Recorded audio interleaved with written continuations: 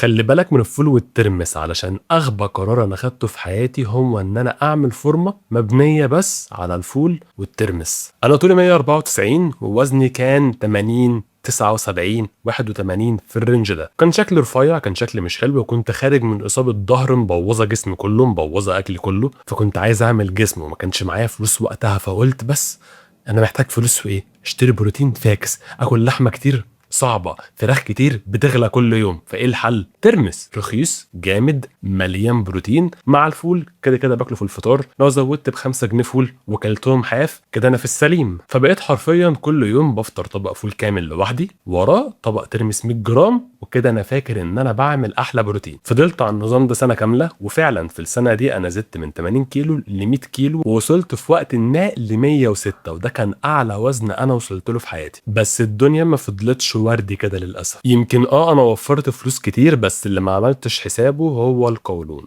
أنا للأسف بدل ما كنت باكل أي حاجة أنا عايزها في أي وقت براحتي، عمري ما بحس بوجع في بطني خالص. لو بخش الحمام تبقى مرة في اليوم والدنيا مهلبية، فجأة بقى عندي إسهال ما بيروحش، بطني وجعاني، في تقلصات، بقيت بتضايق بسرعة من أقل حاجة، وأول ما اتضايق أحس إن بطني بتتقطع، بطني بتتقرص على بعض. رحت كشفت، اتقال لي إن أنت بقى عندك قولون عصبي. منين القولون العصبي؟ من النظام الغذائي.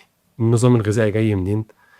ترمس والفول. فانا وفرت فلوس حلوه لما ما جبتش بروتين، لما ما زودتش في اللحمه والفراخ والبيض، بس مقابل ده تقريبا كل اللي انا وفرته صرفته على العلاج. انا جايب علاج يكفيني شهر ب 1700، دفعت ثمن التوفير ده كله من صحتي، ولسه بدفع الثمن ان كل الاكل اللي انا بحبه ممنوع. انا ما باكلش الا اكل معين، بس عشان اي اكل او اي مشروب ممكن يوجع القولون 1%، هنبسط بيه 5 دقايق، بعد كده بطني هتشد عليا، هتوجعني، وهتفضل ايام وجعاني، لدرجه ان انا ببقى مش عارف اصلي من كتر وجع بطني. ده غير ان انت قبل وبعد كل اكله انت بتاخد علاج، فانت همدان طول اليوم. انا حرفيا بقيت بصحى اخد العلاج انا مش شايف قدامي لحد ما انام، تركيزي رايح، قرارات كتير غلط باخدها، متوتر في شغلي بطريقه زياده لان انا تعبان وانا شغال مش قادر اشتغل. ما هو يصرف فلوس صح واعمل فورمه محترمه نظيفه تحافظ على صحتي، يا اما اقبل ان انا ممكن يبقى جسم عادي طول ورفيع، مفيش مشكله. يعني 3/4 مصر جسمها مش احسن حاجه، ما جاتش عليا. عايز جسم محترم تدفع فلوس محترمه، او ممكن تاخد خصم 5% على كل مكملات شركه كالو. هم سمعوا قصتي وتقريبا صعبت عليهم، فقرروا يبعتوا لي البروتين ده بروتين نباتي، ويبعتوا لي الكرياتين بتاعهم. كرياتين الصراحه شفت الريفيوز اللي عليه كله بيشكر فيه. فلو عايز تجرب منتجات شركه كالو وتاخد خصم 5%، تقدر تخش على الموقع بتاعهم من اللينك اللي في اكونتي، وتكتب الكود احمد 1222، هتلاقي خصم 5% ينزل لك.